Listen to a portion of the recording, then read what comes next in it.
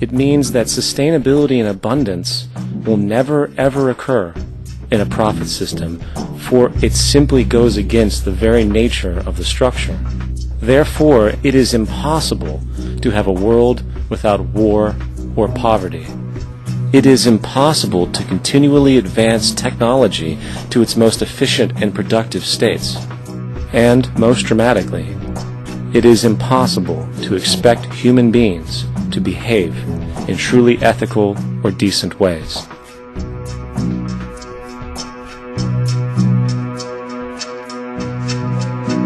People use the word instinct because they can't account for the behavior. They sit back and they evaluate with their lack of knowledge, and they say things like, humans are built a certain way, greed is a natural thing, as though they've worked for years on it, and it's no more natural than wearing clothing. What we want to do is to eliminate the causes of the problems, eliminate the processes that produce greed and bigotry and prejudice and people taking advantage of one another and elitism, eliminating the need for prisons and welfare. We have always had these problems because we have always lived within scarcity and barter and monetary systems that produce scarcity. If you eradicate the conditions that generate what you call socially offensive behavior, it does not exist. The guy said, well, isn't that inborn?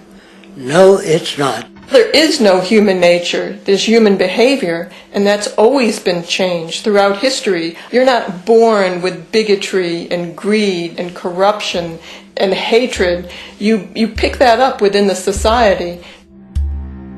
War, poverty, corruption, hunger, misery, human suffering will not change in a monetary system. That is, there'll be very little significant change. It's going to take the redesign of our culture, our values, and it has to be related to the carrying capacity of the earth, not some human opinion or some politician's notions of the way the world ought to be, or some religious notions of the conduct of human affairs. And that's what the Venus Project is about. The society that we're about to talk about is a society that is free of all the old superstitions, incarceration, prisons, police, cruelty, and law. All laws will disappear, and the professions will disappear that are no longer valid, such as stockbrokers, bankers, advertising, gone forever, because it's no longer relevant.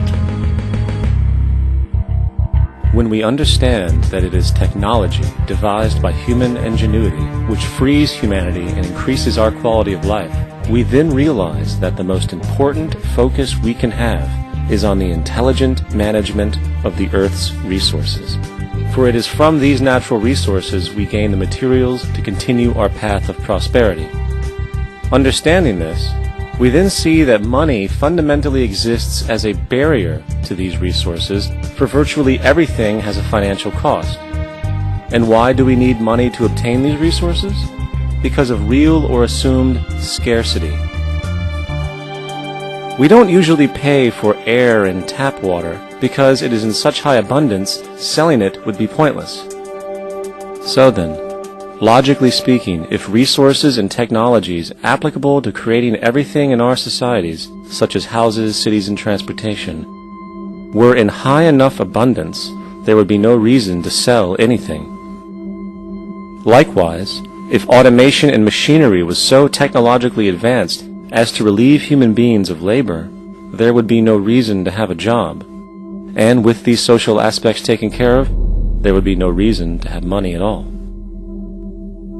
So the ultimate question remains: do we on Earth have enough resources and technological understanding to create a society of such abundance that everything we have now could be available without a price tag and without the need for submission through employment? Yes, we do.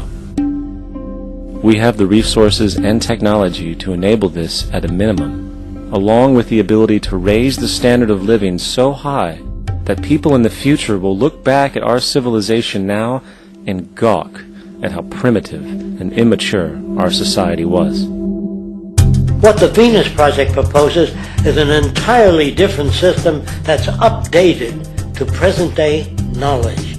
We've never given scientists the problem of how do you design a society which would eliminate boring and monotonous jobs, that would eliminate accidents in transportation, that would enable people to have a high standard of living, that would eliminate poisons in our food, that would give us other sources of energy that are clean and efficient. We can do that out there.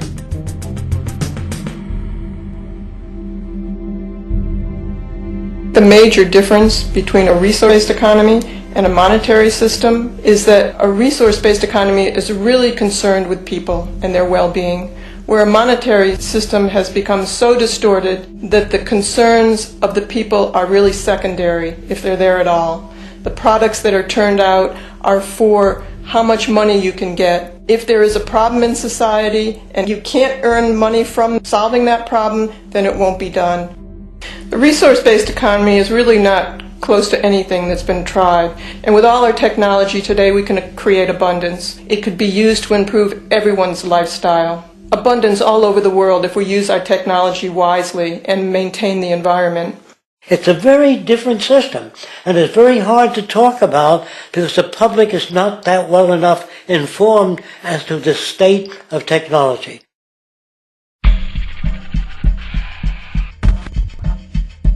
At present, we don't have to burn fossil fuels. We don't have to use anything that would contaminate the environment. There are many sources of energy available. Alternative energy solutions pushed by the establishment, such as hydrogen, biomass, and even nuclear, are highly insufficient, dangerous, and exist only to perpetuate the profit structure that industry has created. When we look beyond the propaganda and self-serving solutions put forth by the energy companies, we find a seemingly endless stream of clean, abundant, and renewable energy for generating power. Solar and wind energy are well known to the public, but the true potential of these mediums remains unexpressed. Solar energy, derived from the sun, has such abundance that 1 hour of light at high noon contains more energy than what the entire world consumes in a year. If we could capture 1/100% of this energy, the world would never have to use oil, gas, or anything else. The question then is not availability, but the technology to harness it. And there are many advanced mediums today which could accomplish just that, if they were not hindered by the need to compete for market share with the established energy power structures. Then there's wind energy. Wind energy has long been denounced as weak, and due to being location-driven, impractical. This is simply not true. The U.S. Department of Energy admitted in 2007 that if wind was fully harvested in just 3 of America's 50 states, it could power the entire nation. And then there are the rather unknown mediums of tidal and wave power. Tidal power is derived from tidal shifts in the ocean. Installing turbines which capture this movement generates energy. In the United Kingdom, 42 sites are currently noted as available, forecasting that 34% of all the UK's energy could come from tidal power alone. Wave power, which extracts energy from the surface motions of the ocean, is estimated to have a global potential of up to 80,000 terawatt-hours a year. This means 50% of the entire planet's energy usage could be produced from this medium alone. Now, it is important to point out that tidal, wave, solar, and wind power requires virtually no preliminary energy to harness, unlike coal, oil, gas, biomass, hydrogen, and all the others. In combination, these 4 mediums alone, if efficiently harnessed through technology, could power the world forever.